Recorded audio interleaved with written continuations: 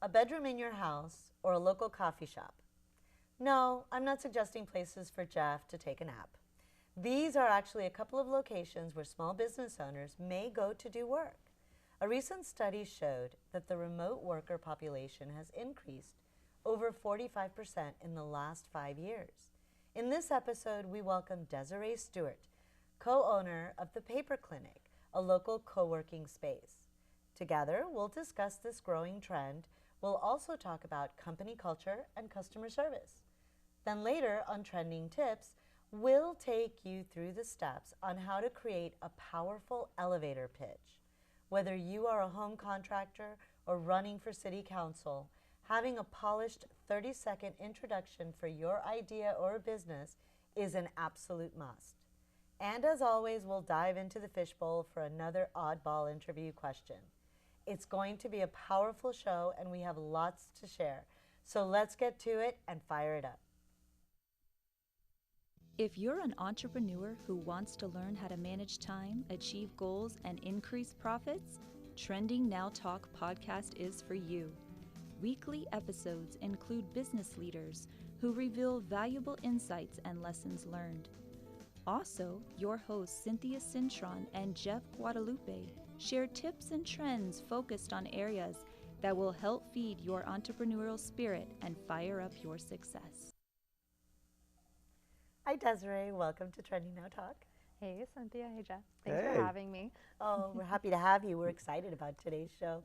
Let's start by telling our listeners a little bit about your background. Of course, well, it all started back in 1991. But I was born in California, in Los Angeles, and then my mom was in her 20s, so we kind of traveled all throughout the United States, and we landed here in Central Florida when I was 10.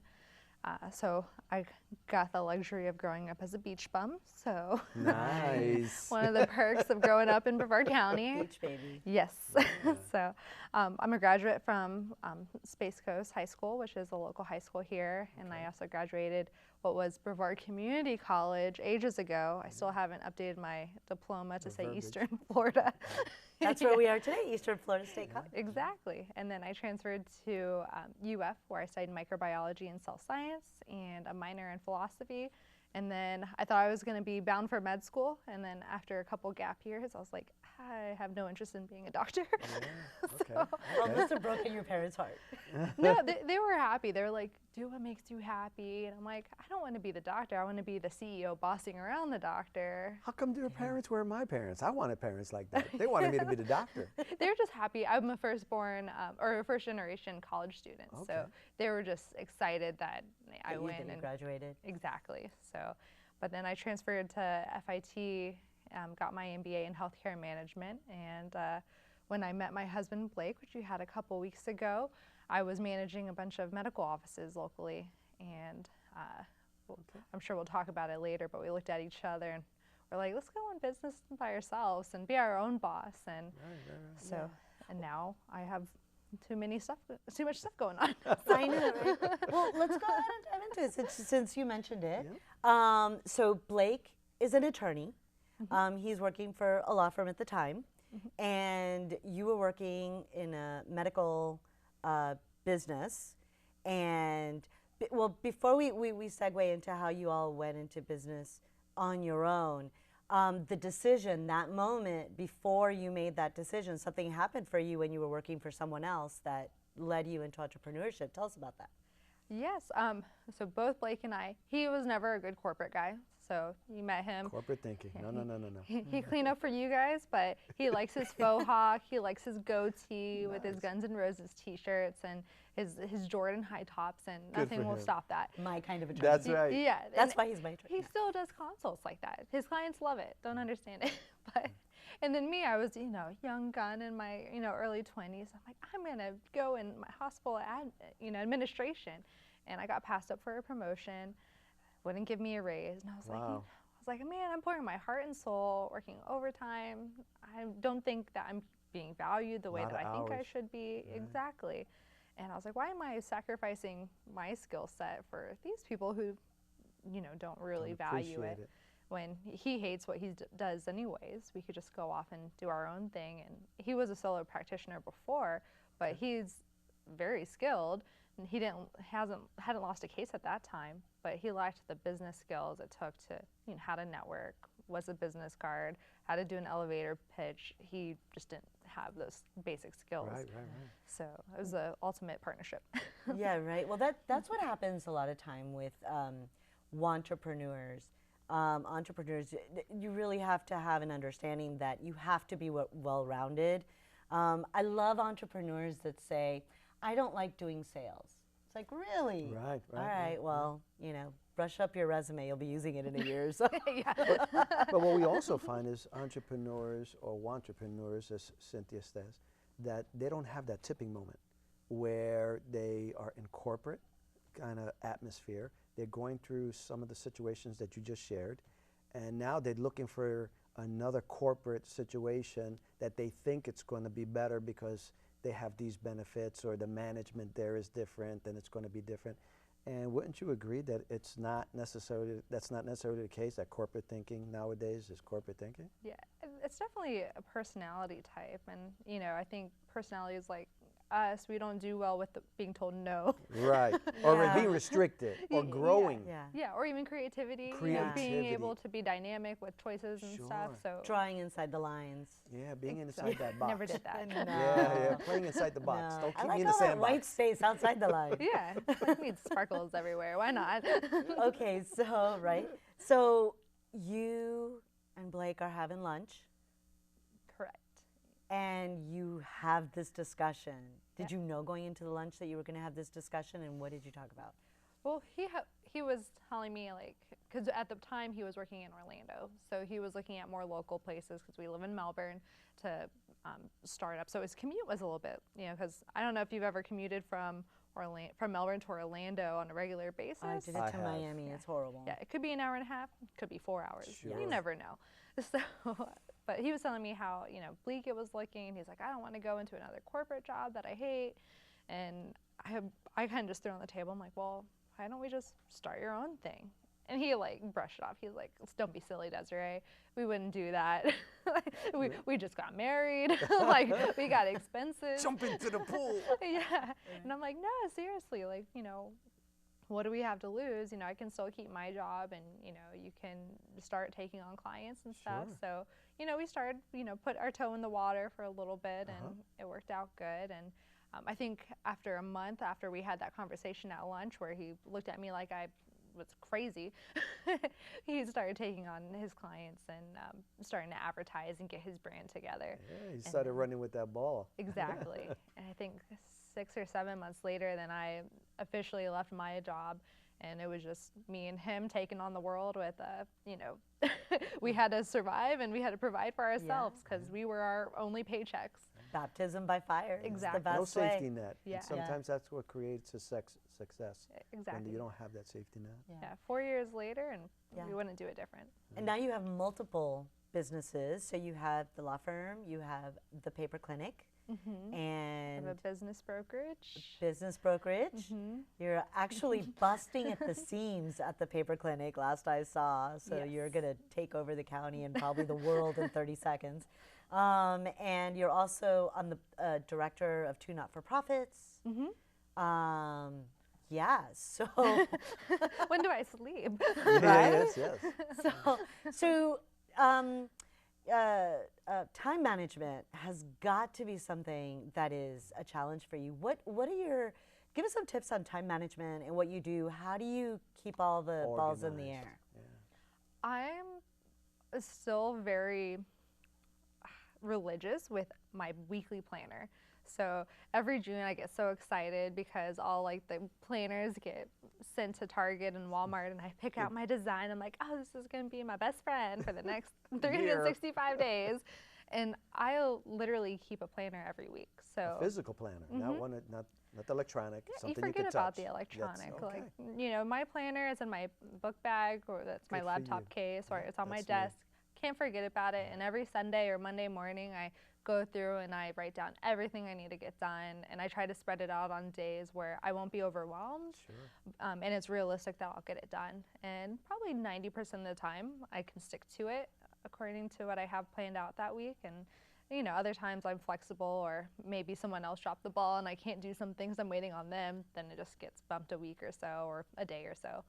But that's, religiously, I'm in there, I'm scribbling, and I'm very OCD, so checking off that I've done things, it's empowering. Yeah, yeah, it's a sense of accomplishment. I just went to a conference, and one of the breakouts talked about you owning your calendar, your week, as opposed to it owning you. So taking control of that. And we did this exercise that was really interesting, where how much can you fit in a bottle or in a glass, and there's stones and there's sand and there are all these different objects. And really, depending on how you put them in, tells you how much. And if you really if you're deliberate about your time and your prioritization, you put it down, you can actually get a lot done, more than if you're just spinning, playing, trying to shove it all in that jar. Exactly. Because you're handling so much. In that same planner, do you put the schedule for the nonprofit, for each business? Do you have planners for different? What takes priority? One planner to rule them all. Yeah, So okay, a personal, I have 2 standing appointments every Monday and Thursday, which is my dance class. And so it's a personal thing, but if someone says, hey, can you meet at this time? And no, I'm sorry, I have another appointment. It's a revolving schedule, I never miss it. So to be rigid with that time, you've put it in your planner, and so if you put it down on paper, it's rigid, it cannot move, nothing else happens, and so that way you can get everything done. You have to be territorial. You have to be forgiving, because not everybody lives by the law of your planner, so some emergencies pop up. And I get people, if I have an appointment with somebody and they cancel on me twice, I'm okay, you're going to be on the back burner for a while, because my time is, you don't get more of it.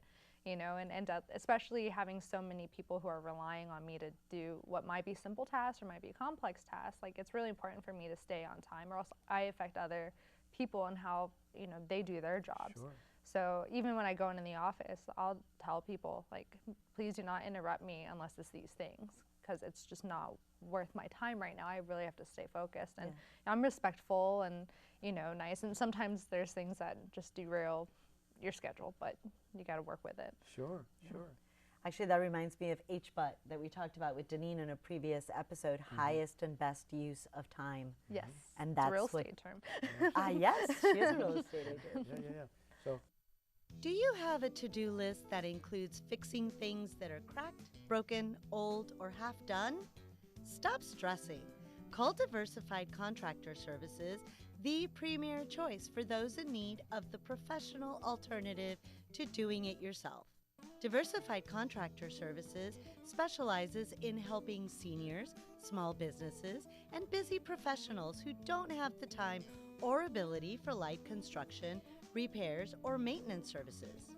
Their trained, dependable, and licensed team are ready to help with tile repair, light fixtures, painting, pressure washing, landscape installation, small to mid-sized construction jobs, and more.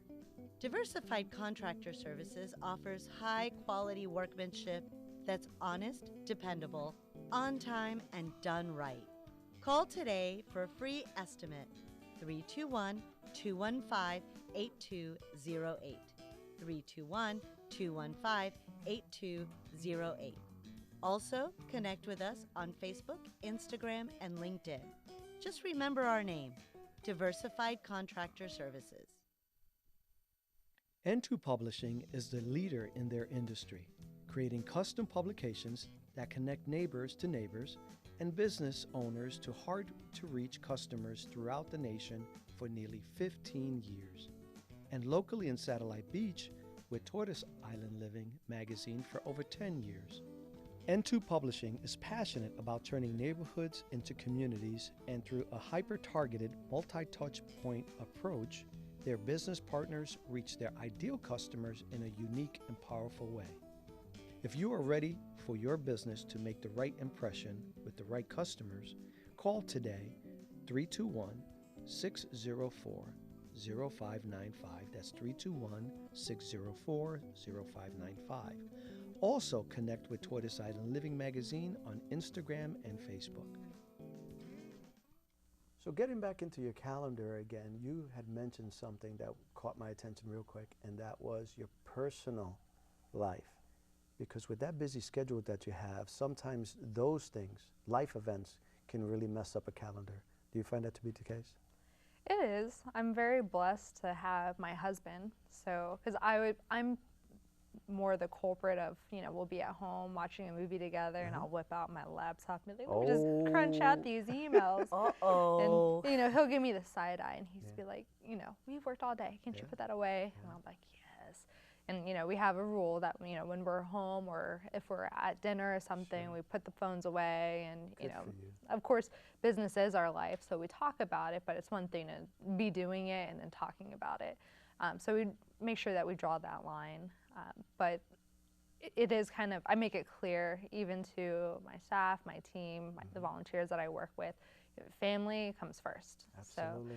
So family, friends, school, and then everything, like, your work and your obligations are behind that. Because if you don't have your work and family, then, your work doesn't matter. Yes. And part of that family is your dogs. Yes. Okay. You got to handle that obligation. I have my 3 babies, and I know when I walk through the door, my first attention is to the dogs. Yes. Perpetual toddlers. I love having pets because no matter how stressful of a day, you walk into your house, you see their little eyes looking at you, you have to smile. Like, and if you don't smile, then are There's you a something human? wrong with you. What kind of dog do you have? I have 2. One's a golden doodle, Okay. which he doesn't look like the typical fluffy golden doodle. He's a black golden retriever, but he is a golden doodle. We have his papers. And then one's just I can prove it. Yeah, I can prove it. He's supposed to be fluffy. And then the other one's a boxer mix.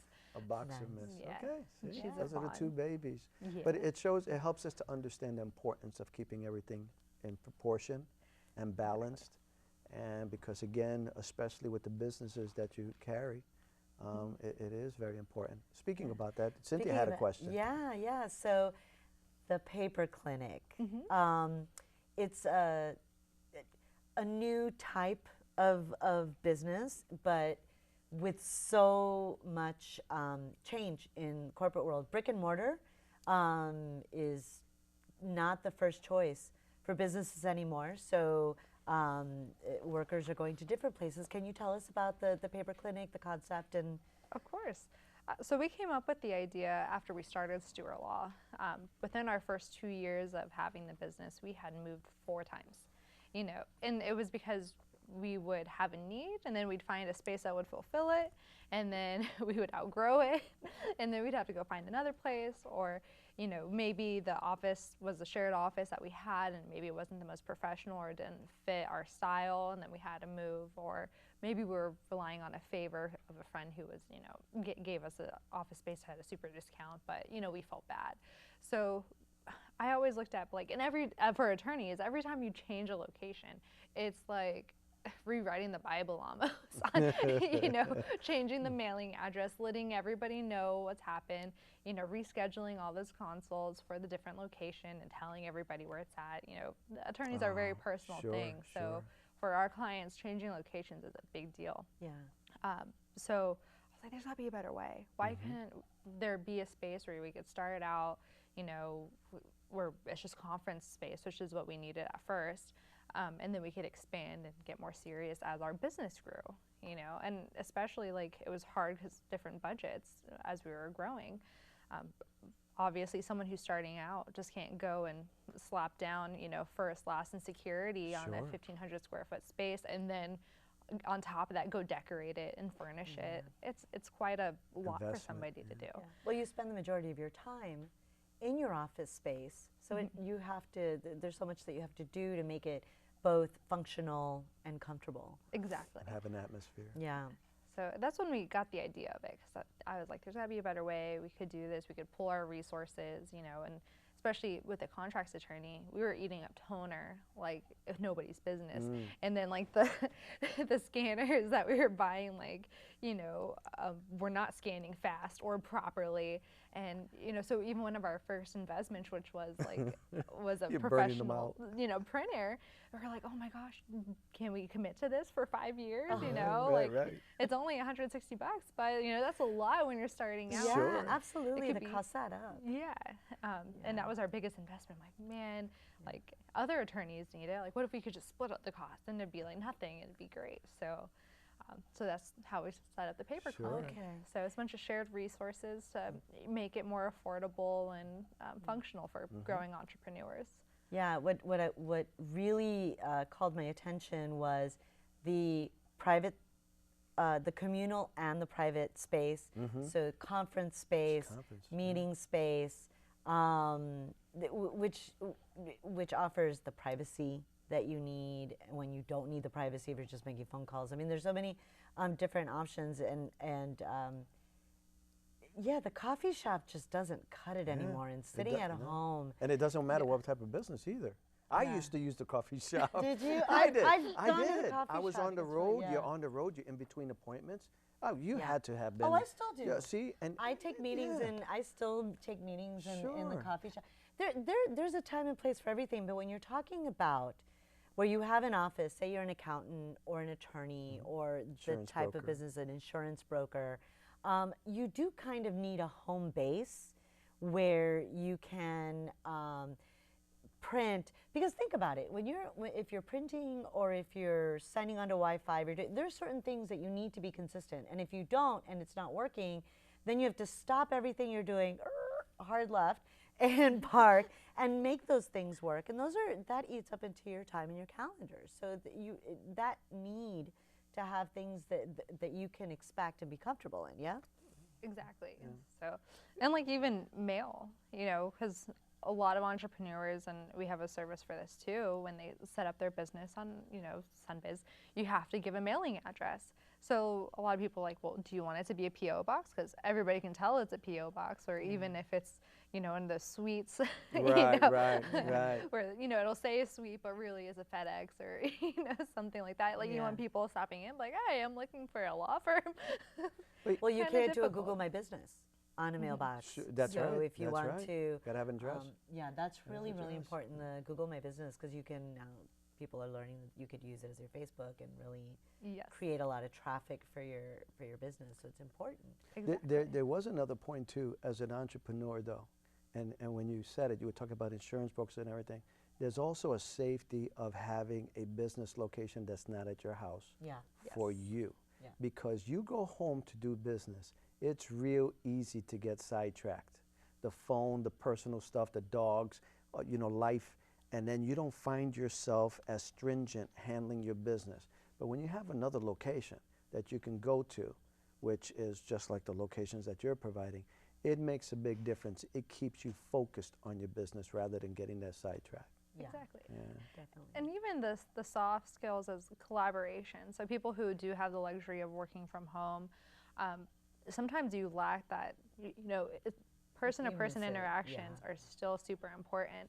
And especially when you're starting your own business, you know, hey, you know, do you file this under meals and entertainment or dues and subscriptions on your taxes? It's not something you're gonna like sit and talk to all your friends about these nitty-gritty things about being in business. At the paper clinic or at collaborative workspaces, this is water cooler talk. You know, this is just, you know, when you're walking to the bathroom and like, hey, you probably have done this, you know. So you get to really go through those real life problems and scenarios of starting your own business and running it with other people who are going through the same struggle and are at different growth points. So now I find, you know, Blake and I are the mentors for a lot of people starting their own business, but it would have been great to have me years ago when I didn't know what I know now. Isn't that always the case? You want to talk to our past selves. Yeah, exactly. Yeah. And another thing, when you and I were talking about milestones, and I thought it was really awesome that you celebrate when you have businesses that have come into your communal space and they grow and they have to go into a larger space. You consider that a success. You have a lawyer that's actually started out in your space and is moving out into her own office now. That's exciting. She must have been one of our first members, and I remember her and her mom toured it, and they were scared because it was new, and I think this was her first time starting up her own law firm, and you know, It's scary. she liked the idea, and then she just kept on acquiring staff, and you know, luckily she didn't have to get a bigger office right away because you know, we have all the collaborative spaces, so they just, you know, found a nice corner or a nook that worked corner for started them. growing. Yeah. Exactly, Yeah. but you know, but then now that she can afford it and she has the staff to back her up, now she can comfortably afford a bigger office space, and that's the name of the game. You know, we don't want people to stay there. It'd be nice for some of them to stay there for life if that's, you know, You their have ones growth. that the go goal. and come back. Yeah. That you also can grow. If somebody's going into another location, people can come and go. It Or doesn't. people who are have- retiring too. So these Oh, I didn't even solopreneurs think who, about that. yeah, You're wrapping they don't up. want to manage their 1,500 square foot office anymore, or they don't need their staff full time because they've taken on half the work because they're most halfway retired. You know, so it kind of creates I didn't even a even think different about that. segment. That's kind of brilliant. I'd like to, if you don't mind, I'd like to change because before we run out of time, it's something that I know that you have great experience in, and I think that entrepreneurs who are listening to us would definitely benefit from learning about company culture. It just seems like such an abstract term, but it's so important. Company culture is defined as the environment in which employees work. It includes a variety of elements, including your company environment, your company's mission, values, ethics, expectations, and goals. And I know that we've talked about even, you know, you're starting the paper clinic and your other company culture is something that's been very important to you in big. growing your business. Can you tell us about that? Of course. I mean, in all of my businesses and all the nonprofits, it's very important. And I think one of the biggest flaws I made when I was younger was I thought I could just come in, overhaul, create the best culture, and then it would just be that way. And that's not how it works. It's a very fluid thing. It changes with each new employee that you bring on or each new volunteer or staff member, and you have to adapt, and it's going to change. But I think as a business owner or manager, director, what's really important is for you to stay aligned on what your goals and your ethics, where those hard lines are. For instance, one of the biggest fights that me and Blake got into when we started the law Oh, firm, do tell, yeah. Like, and it took months for us to get worked out, was maybe the type of abuse or verbal stuff we expected our staff to take from our clients. So I don't know if you know So about the law firm. Angry Angry clients. clients calling in. How Yeah. much would you allow them to and accept? it necessarily wouldn't be that we did something wrong. It would just be, they had very It's stressful a tense cases. environment, yeah. Exactly. So, and something didn't go wrong and they want answers. So who do they call? Scared, stressed. The yeah. law firm secretary. And then they yell, maybe they cuss. And, for me from the medical field, it was a different ball field. If someone dropped a cuss word, then, we done. hung up on them and then we Yes. sent a disengagement letter right yes, away. And you were that okay was to do that. so. Yeah. And Blake would be like, no, they should expect that they're going to get yelled at from time to time. And that was hard for me to understand. Yeah. And it was hard to train and tell our staff, like, we care about you. But sometimes this happens, and this is how you handle that. Wow. And obviously Blake and I had to be on the same page about that as well, because then the culture definitely doesn't work if he's thinking one thing and I'm assuming something else. Sure. And then the And team's you're not communicating be on the that same- you have to effectively be to on the the same team. table. correct. They get lost in the middle, like, well, what do we stand for? What do we take? So that was something we worked out. And so just remember that it's fluid and you can make adjustments as you go. Yeah, so I guess the bottom before we wrap up is having a clear understanding of what your boundaries are for your business, and then communicating those and sticking to them, and understanding that as the time grows and as your company grows, those can also be fluid and they can change, but you have to stay on top of it, not just let things happen. Exactly. Yeah. Awesome. Well, I think we've come to that point in the show where This is the fun part. we're going swimming Already? beach, baby. Oh, man. Remember that beach life you were talking about? We're going fishing. All right, I'm diving in. Okay, you're diving into the fishbowl. So this part of this part of our show typically is where we ask our guests to dive into the fishbowl. These are questions that have been asked by companies all over the country during interviews. And they're a little strange, and they do them for different reasons. Here we do it just to, laugh at our guests and at each other. No, More laugh at the guests than at each other. let's see. Okay. So Okay. You're the okay. one that typed this up. Okay. Well, she's answering. Go ahead. Well, actually, Go ahead. I grabbed them and stuck them in the I'm bowl, getting so I don't scared. remember. So this is for a asked by a recruiter for a position as office engineer at Clark Construction Group. A penguin walks through the front door, walks through that door right now wearing a sombrero. What does he say, and why is he here? Where's the Coors Light? You picture a Coors Light commercial. You are married to your husband. I was going to say Olay, but that's okay. Well, isn't wherever there's a Coors Light, like there's this ice that appears? I don't know. There was a commercial. But there's a penguin. It's true, they're I penguins. didn't think. I But they didn't think need the about ice though. Yeah, I didn't think about that. This is why her mind. She's like penguin, ice, Became a sombreros, party. Of course, like, beer. yeah, party. So where's the party? Yeah. Yeah, So maybe it should have been a Corona. exactly. I Exactly. would really like to know where they're trying to get your mind to go with that This is question. a construction. I know. group. That's what I'm saying. Maybe- I You know think- what? You know what? I know what Construction. they're They doing. wanted to get to Coors Yeah, Light. they are vetting out to find out if this office engineer is on permanent break, or is is he going to look at that penguin in the sombrero and say, "Is that a company issued sombrero?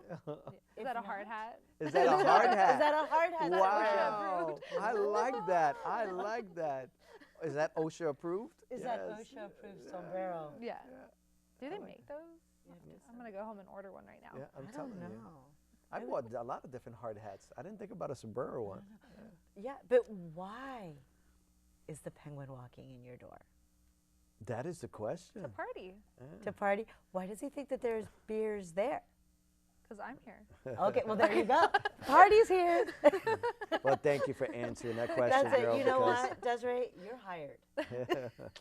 Can I you say? are definitely hired. I'll try to fit in my schedule. Yeah. Awesome.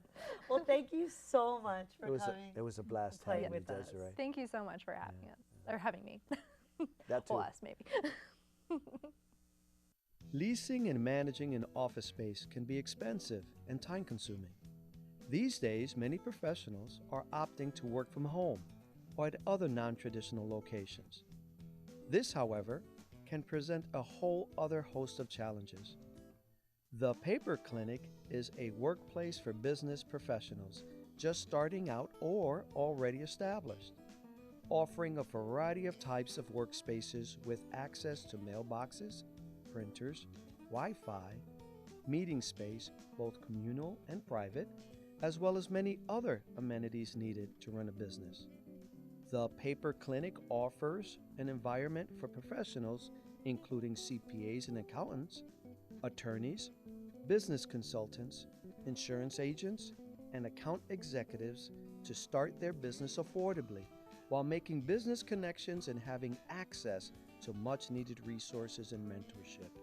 At the Paper Clinic, business owners can realize their full potential in one place with a price to fit their budget. Stop by for your free one-day trial available to all potential new members. The Paper Clinic is conveniently located by I-95 in Vieira. Call today 321-261-0418. That's 321-261-0418. Or visit thepaperclinic.com. That again is thepaperclinic.com. Now it's time for the tip of the day. We wanted to take advantage of this time because there's many times a situation is going to come up when you're out there networking, and I want to put one today to the test. You're out at a networking event, and you had a great time, and you're going to be staying at the hotel that the event is being hosted at. And you walk up to the elevator, and the door opens, and there is an individual that you have been waiting to speak to for the last 2 years. This individual is a CEO of a company that you've been chasing down because you know in your heart that you'll be able to do great business with. You step in the elevator, you've run into each other many times at different events. He looks at you and says, "Hey, how's it going, Jeff?" And you say, "Well, thank you." And he says, "Listen, I did want to ask you something. What is it that you do?" That silent moment that just went through your brain is where you so desperately need that 30-second elevator pitch put together. Because many of us, each and every week, face that moment. And if you don't take the time to put that 30-second elevator speech together, you're going to have a lot less success than you would have if you did. So today we're going to talk about some points that you can put together that are going to assist you in putting together an elevator speech. Now, one of the things that you want to really consider is, what is your goal? What is it that you want to share? Who are you? Many times entrepreneurs do business each and every day, and they don't take the time for themselves to find out who they are right now and where they're headed. And that is one of the fundamental items that you need to cover when it comes down to doing an elevator speech, is knowing and how to identify your goal. What's important is that you have something to share with them, a great product, something, a great service that you're going to share with them at that time, a certain need that you'll be able to fulfill. So that's number one, is being able to identify your goal. Number two that we want to share with you is explain what you do. It's hard sometimes because you might have so many different services within one brick and mortar or one business that you need to key on maybe the top 3 services that you do so that you're able to get them started. Focus on problems that you solve. A lot of times we're always saying, yes, we do this, but we don't paint the picture of the problem in their minds so we can show them how we solve them through our businesses and our services. So again, identifying your goal as being number one. Number two, explain what you do, because you want to be able to do this in a clear, concise, understanding manner. Also, have some excitement when you share. If you don't speak with some excitement in your voice, with a smile on your face, they're not going to be excited either. So you want to build that excitement with each and every elevator pitch. Number 3 is to communicate your USP. It was funny because in the beginning I had no idea what the USP was. USP is unique selling proposition. It's what makes you different. Why is your organization different? Your idea, why is your idea unique? If you're able to do that, it's going to separate you from your competition. It's going to be able to make you more distinguished, make you more of a professional, and make them more attractive to using you and your company. So again, with that, you want to have a clear understanding of what your USP, which is unique selling proposition. Number 4, a question. If I can emphasize anything at all, asking a question always gets somebody to think. If I shared with them what I do, and then suddenly I follow up with a question like, have you ever been in a situation where you needed that kind of service? Have you known anybody who needed that kind of service? That's going to engage them, and that's going to get them thinking, and not only that, sharing. Number 5 is putting it all together. When you put this all together, remember that it shouldn't be any more than about 30 seconds, a little bit more, a little bit less, but you'll know. The important part is keeping them engaged, keeping them interested, and you'll know, because if they start glazing over on you or start yawning, you'll know you lost them already. So 30 seconds of that exciting news and doing it in a way that is going to bring attention to it, it's going to really help. Last and least is practice, practice, practice. When you go in there and you look in the mirror, you want to be able to practice it each and every day. As odd as that might sound, if you do it each and every day, when you're caught when that elevator door opens and caught in that situation, it's instinctively, automatically going to come right out, and it's not going to sound like a sales pitch.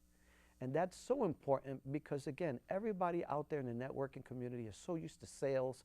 They're ready to be sold. You want it to come out warm. You want it to come out clear and have the information necessary to attract them. So those are some of the 6 points that we put together in putting together an elevator speech. And know that it's going to change and it's going to become better. Just know that these are the 6 points that you need to do it each and every day.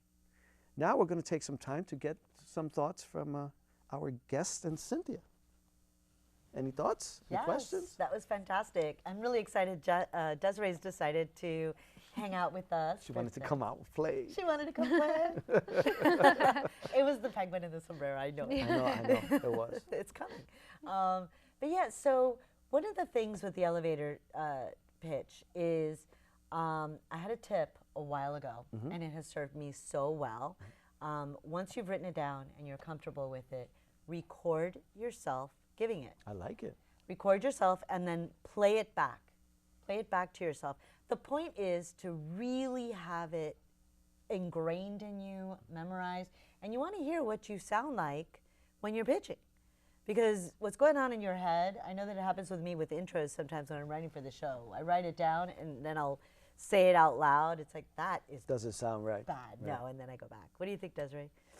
I think one tip that may or may not have been on there that I've really subscribed to is putting in like a joke or something really Humorous. unique.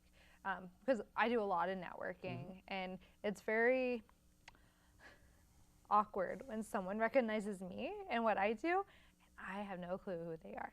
What's your But trick? I just make them laugh. Like I always Humor. have weird punchlines when it comes to like doing like a elevator pitch or having an introduction in front of a group. So if I can make them laugh, like I know somebody new is going to remember what I look like. Maybe they pick up what I do, but at least they know who I am. And they'll remember that because I made them laugh. Sure. Absolutely. Yeah, humor's huge. I Yes. like that recording. I like that recording your voice, because even when we're doing parts or when we're doing mentoring, when we don't hear what we sound like. I remember when we were doing one of the commercials, and it was one of the first times I heard my voice in a long time doing a commercial. It really caught my attention, and I'm like, okay, do I like that or don't I like that? Yeah. Okay, I need to make some changes in how I pronounce. Yeah. I need to slow down, Yes.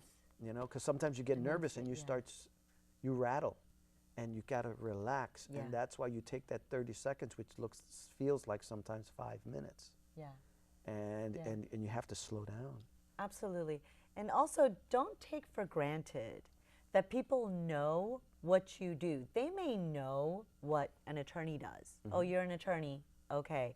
But what sets you apart? What makes you the choice?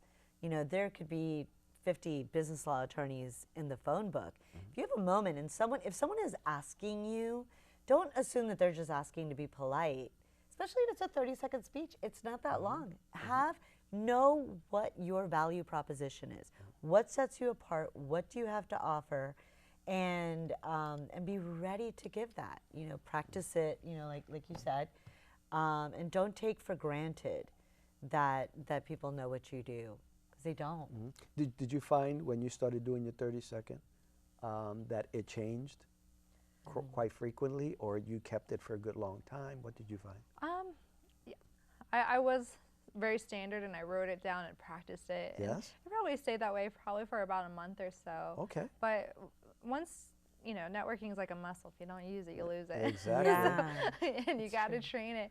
But, you know, because I network a lot now, I have a Sure. very fluid elevator pitch Okay. that I kind of tailor to different groups. And I can tell when their eyes are glazing over or if they're really intrigued and wanting more.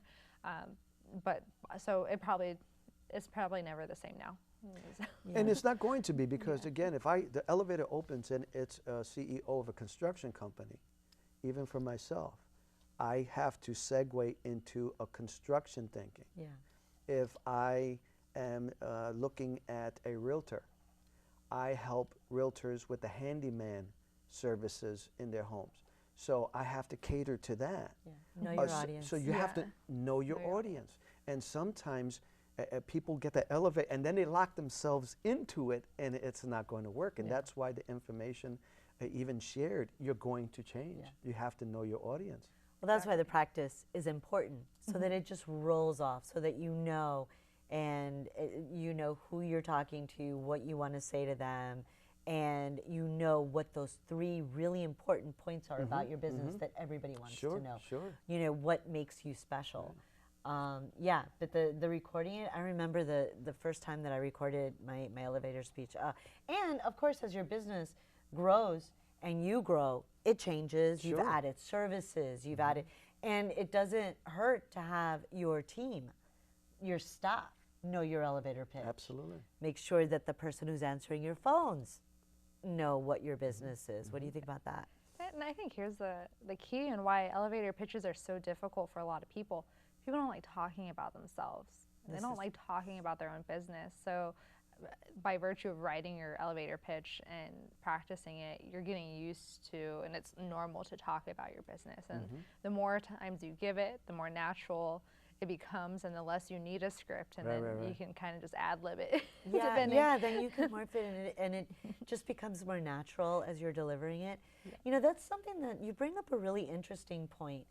I can't tell you how many times, and it definitely happens with my business as well, where I come across people like, oh, nobody wants to know about me. Nobody, you know, everybody's very, very online. shy. Get online for that one. And business owners that say it's the same when they say, I don't do sales. I don't do sales. And, you know, they know what I do. I don't have to explain. It's like, you know, how do you pay your mortgage? How do you put your kids through school? How do you take that trip? I'm waiting to when learn you're on how vacation. they do it. That's what Listen, I'm waiting. we're in business. This is not, it's not play, it's work. We are entrepreneurs.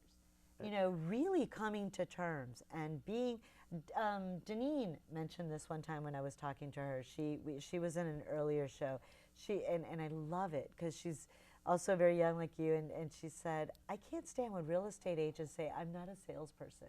It's like, look, we are What do in you do for a business. living? What do you do for a living? Like, It's get literally right sales with the associate reason on your why license. The sales associate, right? Underneath the name. I'm not in sales. I just kind of look at these people like they have an arm going out of their forehead. What are you? A You know what it is, platypus? though? They have a fear to be in sales. Sales has a stigma. Yeah. And to be a salesman is like, oh, no, I don't like the. Listen, everybody's a salesman. Yeah. We are all, a housewife is a salesman. A man who stays at home and raises his kids is a salesperson. Yeah. Everybody sells their perception. Yeah. And Of what they want to accomplish. of they want to accomplish. Yeah. And the thing is that even when you said earlier, you were saying how people don't really want to talk about themselves. Yeah. Yes, that's true, but a lot of times people love to share about the positive things in their life. See, there's a difference about talking about themselves because even earlier, soon as I said something about your dogs, your face lit up and you just started rattling off about your dogs. Yeah. And that if you can find what brings that out in a person, people love to share. Now, if you have an individual who's passionate about what they do for a living, and I ask you about that part of your business, now you're ready to share all that with me. That's the point, is you're taking enough time to get to know the person. You know, you'll get past that 30-second. The 30-second is just a taste. Now, that person is enticed to ask more questions from you and get to know you better. And as we talk about, set up that one-on-one.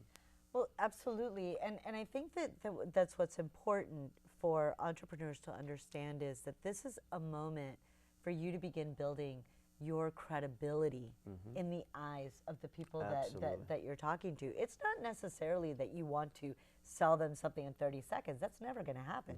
What you're doing is that you're starting to build that connection and that relationship. Oh, yeah. And if you portray someone who's confident and knows what they're doing, then naturally people are going to gravitate to you. They're attracted, Think about it as elevator pitch is your Tinder profile to the business world. Oh, no, you want people swiping right. And they better swipe right, because they swipe left, and there's no chance in a relationship or doing business in the future. She just went swipe right or swipe left. That's true. Well, Blake and I are a Tinder couple. So. Are you really? Yeah. Oh, my God. So. We're at the end of our segment, and you want to bring that this out is when now? you drop Dropping that? bombs, Wow, that's going to be next time. We're having you back on for Mic that. drop. There's no Valentine's Day edition. That was good. That was good. I love that. So see, this is, I guess, where when you have a good elevator pitch in any role in life is where you can start to seal a deal. Well, we can't thank you enough for joining us today. We had such a fantastic time. And this is such a blast. Thank you guys. Very Thanks much. for coming, Desiree. And we would like to thank also Eastern Florida State College for hosting us and the amazing team, the Digital Media and TV Productions program, Team does a who help us fantastic put our job. show together. And we're so grateful to y'all. Thanks, everyone. See you next time. See you next time. Thanks for listening to Trending Now Talk. Join the conversation today. Download and subscribe for free on iTunes, Buzzsprout, and Spotify. Trending Now Talk is recorded at the Eastern Florida State College Studios in Cocoa, Florida.